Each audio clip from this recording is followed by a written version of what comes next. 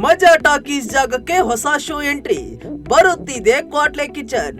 ಹೌದು, big boss Kannada season 11 ಮುಗಿದ ಬಳಿಕ ಕಲರ್ಸ್ ಕನ್ನಡದಲ್ಲಿ ವೀಕೆಂಡ್ ನಲ್ಲಿ ಶುರುವಾದ ಸೃಜನ್ ಲೋಕೇಶ್ ನೇತೃತ್ವದ ಮಜಾ ಟಾಕೀಸ್ ಕಳೆದ ವೀಕೆಂಡ್ ಮುಕ್ತಾಯಗೊಂಡಿದೆ. ಕೇವಲ 32 ಎಪಿಸೋಡ್ಗೆ ಮಜಾ ಟಾಕೀಸ್ ಎಂಡ್ ಆಗಿದ್ದು ಎಲ್ಲರಿಗೂ ಅಚ್ಚರಿ ಮೂಡಿಸಿತು. ಶನಿವಾರ ಹಾಗೂ ಭಾನುವಾರ ರಾತ್ರಿ 9 ಗಂಟೆಗೆ ಮಜಾ ಟಾಕೀಸ್ ಪ್ರಸಾರ ಕಾಣುತ್ತಿತ್ತು.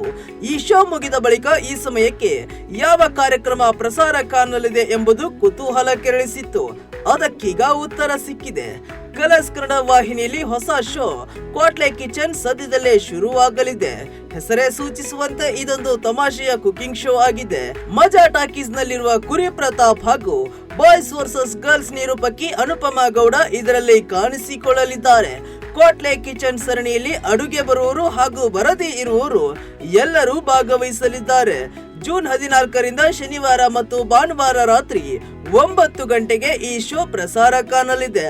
ಕಲರ್ಸ್ ವಾಹಿನಿಯ ಹಿಂದಿ ಭಾಷೆಯಲ್ಲಿ ಫೇಮಸ್ ಆಗಿರೋ ಲಾಫ್ಟರ್ ಶೆಫ್ಸ್ ನ ಕನ್ನಡಕ್ಕೆ ತರಲಾಗಿದ್ದು ಅಲ್ಲಿ ಹಾಸ್ಯ ಕಲಾವಿದೆ ಭಾರತಿ ಶೋ ನಡೆಸಿಕೊಡುತ್ತಿದ್ದಾರೆ.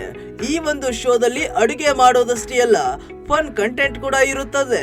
ಇದೊಂದು ಪಕ್ಕಾ ಫನ್ ಶೋ, ಜೊತೆಗೆ ರುಚಿ ಅಡುಗೆಯ ಗಮ್ಮತ್ತು. ಇದೇ ಕ್ವಾಟ್ಲೆ ಕಿಚನ್ ರೂಪದಲ್ಲಿ ನೋಡುಗರಿಗೆ ಭರ್ಜರಿ ಭೋಜನದ ಮನರಂಜನೆಯ ರಸದೌತಣ ನೀಡಲಿದೆ.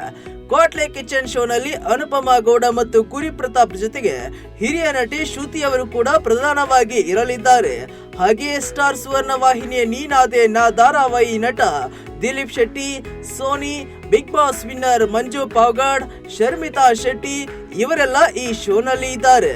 ಈ ಶೋನ ಪೋಸ್ಟರ್ ನಲ್ಲಿ Tukali Santhu, Niveditha Gowda, Bigg Boss Dhanraj Achar, comedy ಕಿಲಾಡಿ ಖ್ಯಾತಿಯ ಸೂರಜ್, ವಾಣಿ ಕೂಡ ಇದ್ದಾರೆ.